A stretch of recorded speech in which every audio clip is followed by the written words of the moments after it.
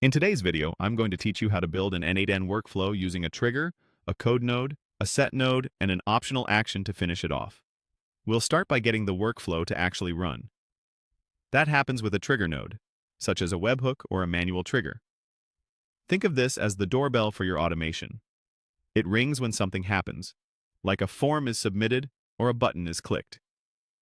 If you're just experimenting, the manual trigger is perfect because it lets you run the workflow on demand and feed in sample data. If you're receiving real-world data, set up a webhook and define the fields you expect.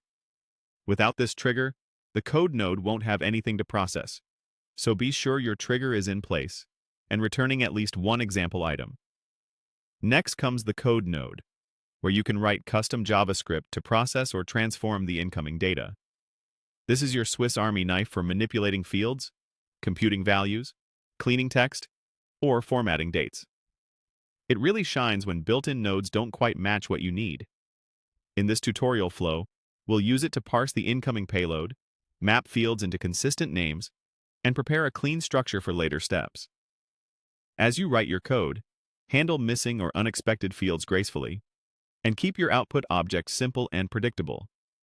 Clear naming here will make the rest of the workflow easier to maintain. After processing, add a set node to organize the results. This is where you finalize which fields to keep, rename keys for clarity, and combine values if needed. The set node helps produce clean, readable outputs that downstream nodes can rely on. A helpful tip is to enable the option to keep only the fields you specify, so stray or temporary values don't sneak into later steps. With your data prepared, you can choose an action to do something useful. You might send an HTTP request to an external API, deliver an email notification, or return a response to the original webhook caller.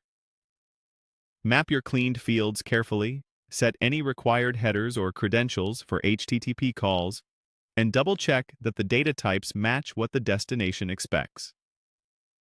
Finally, test and debug. Run the workflow and inspect the output of each node in the execution view. Confirm the trigger produces the right payload, verify the code node returns exactly what you expect, and ensure the set node's fields are correctly named. If something looks off, adjust your code, rerun with sample data, and watch how the items flow through each step until everything is solid.